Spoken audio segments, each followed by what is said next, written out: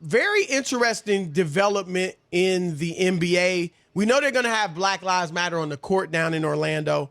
We know that they're going to have slogans on the jersey, slogans of justice and so on and so forth.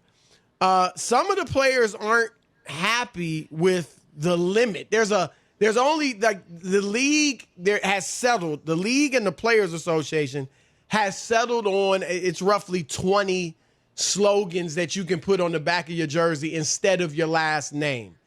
Now, I was told today, I talked to the NBA, this came from the Players Association. The Players Association presented the list to the NBA, their leaders, of course, and the NBA said, okay, cool, we're cool with all of that, and that's what we got. All right, so here's the list, and then I'll tell you how the players, a couple of the other players who aren't leaders in the NBPA feel.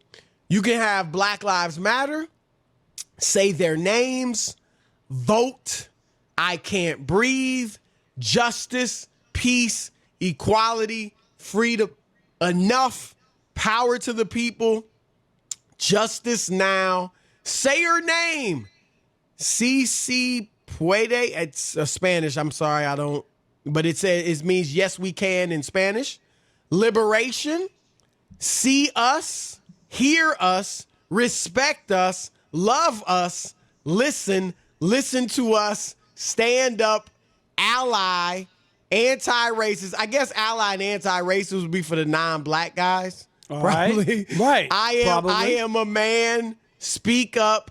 How many more? Group economics, education reform, and mentor. Now, before you speak your piece, Rob, Mike Scott, who plays for the 76ers, and Jaylen Brown, who plays for the Celtics, were disappointed. They thought they wanted more options. Mike Scott actually said this: it was just a bad miss, a bad choice. He said they didn't give players a chance to voice our opinions on it. So obviously he's misinformed because this came from the Players Association. However, obviously, before. But did the players, right? All of them didn't get to say. I was going to say, it doesn't sound like it for him to say. He sounds like he wasn't involved in the process at all. It was probably just the leaders of the Players Association, which is somewhat par for the course. You got leaders that kind of speak for everybody, but they could have reached out to guys.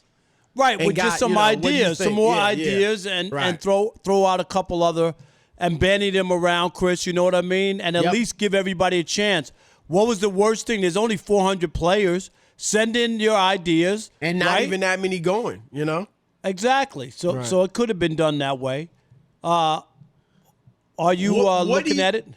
I told y'all last week, to me, if I was a player, that word would be reparations. And to me, the whole league, they should all have reparations on the back of their jersey.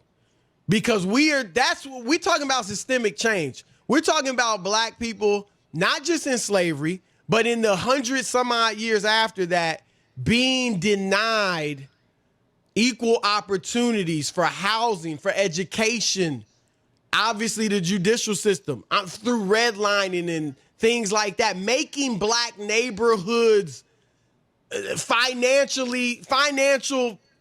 abysses that a neighborhood, if it had a black family in it, the property value went down. Right. We've blamed white flight on individuals, right? Oh, they don't want to live near black people. Well, the government made it that way because if black people moved in your neighborhood, the property values went down. That took wealth from black people. So that's what I'm talking about. That's the stuff that needs to be repaired. And there needs to be restitution. A lot of other groups have gotten reparations from America and other nations. And that's what it would be to me. All this other stuff, we know justice.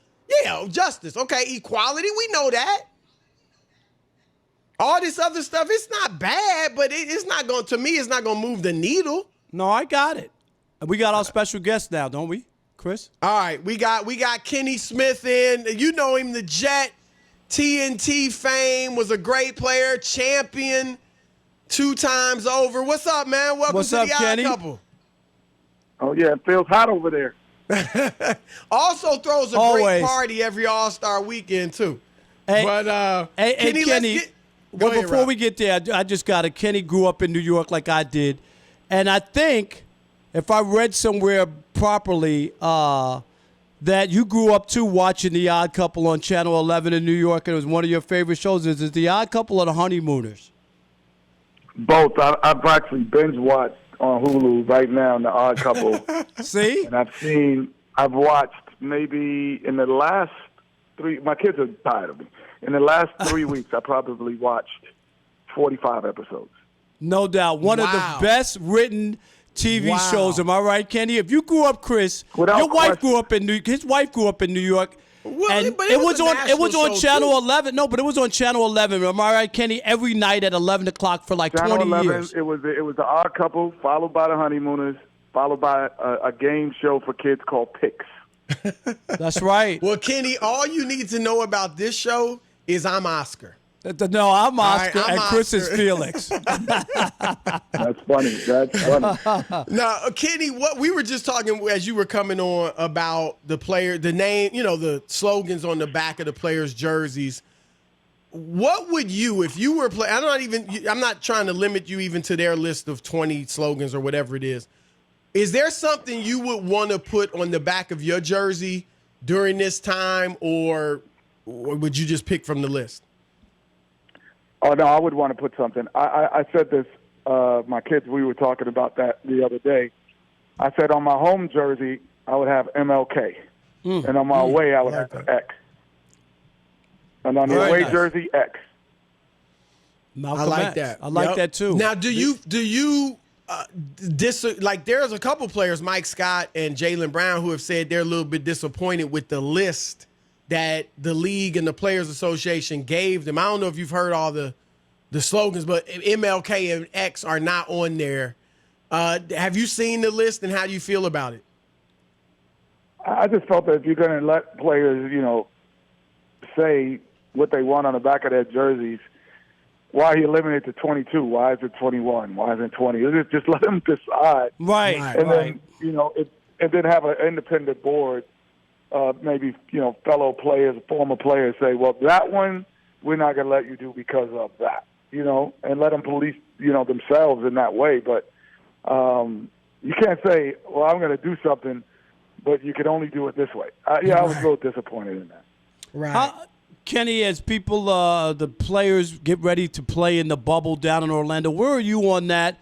There are some players who, of course, have reservations about being isolated, not be with their families, during a pandemic. And, I know they're trying to keep people safe by having them in the bubble, but is this a good idea, or will this wind up not being a good idea long term? Well, I think you have to be optimistic and cautious, and that you're the first league to stop. And you said maybe we have some parameters that might, also be ahead of the game as well. But you also have to be cautious knowing that this is, that this is the most contagious virus that we've seen, and in our lifetime, and most deadly. So I think overall, young Kenny would be like, all right, let's go hoop. I didn't have any responsibilities. You know what I mean? I lived by myself. I lived in Sacramento. My mom and dad lived in New York. No kids, no family. All right, let's go hoop. Right. 30-year-old Kenny, I'm like, I got a family. My mom and dad are coming every day. It's a different scenario. So I understand the concerns for sure.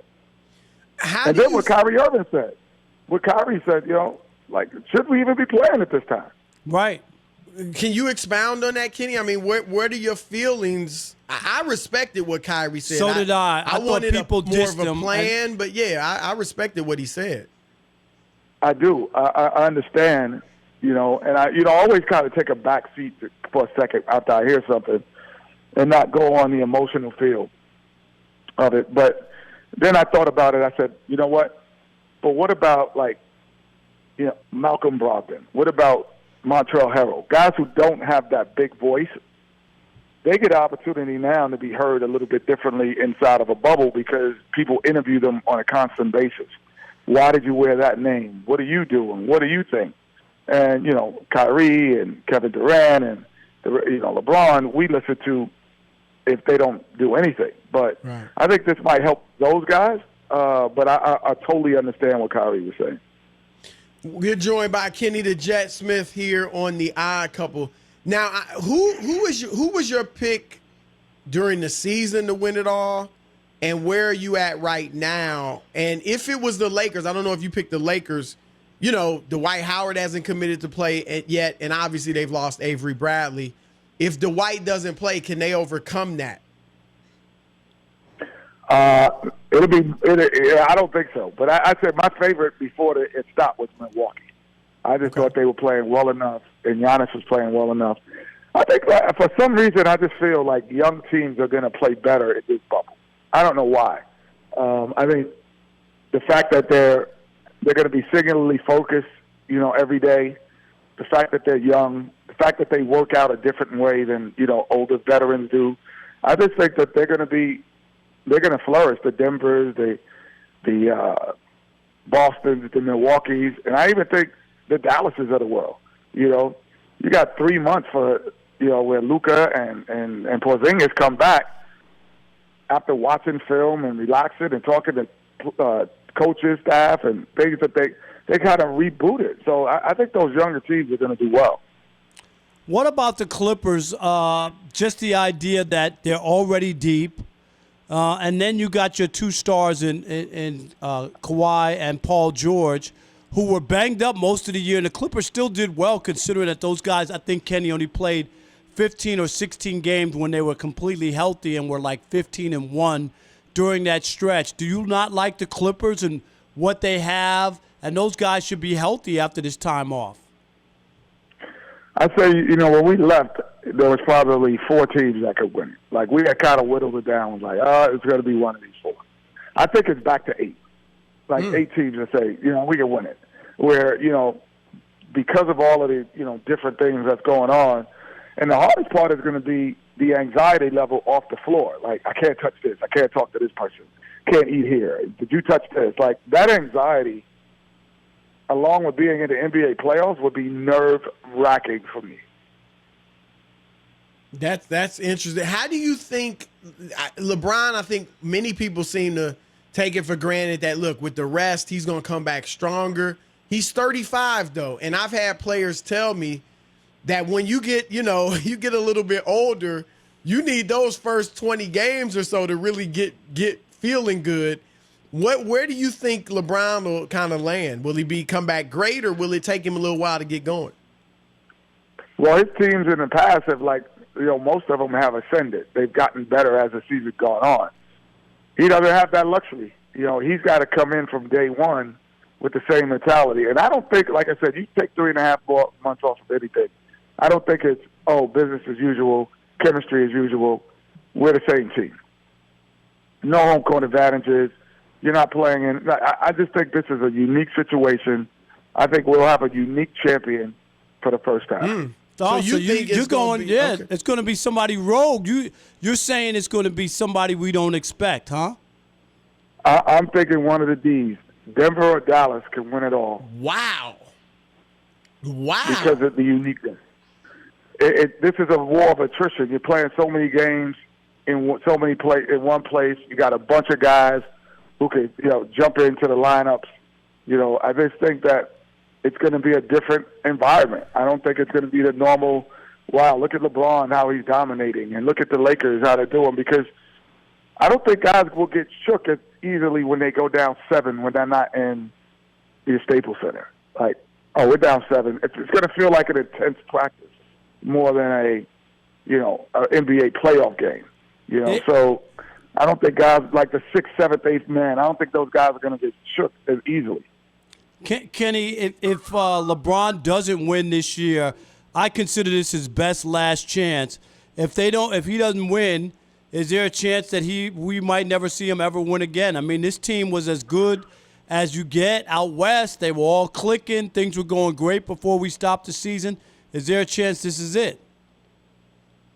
No, I think Anthony Davis is still too good for over a long haul to play with him. I think that he will take some of that load each year for the next 3 to 4 years. He'll take all of that offensive scoring load. So I don't think it's his last time that he should possibly be there. But I don't think they're going to win it this year. Kenny, let me and we got about 30 seconds left. So you're saying Dallas could win it. If they do, what will we start thinking about Luka? I mean, and what do you project for him in the future? Because if he wins it in his second year, he's already obviously one of the top, 6, 7 players in the league, if not better than that. What would this make us begin? What class will we start putting him in?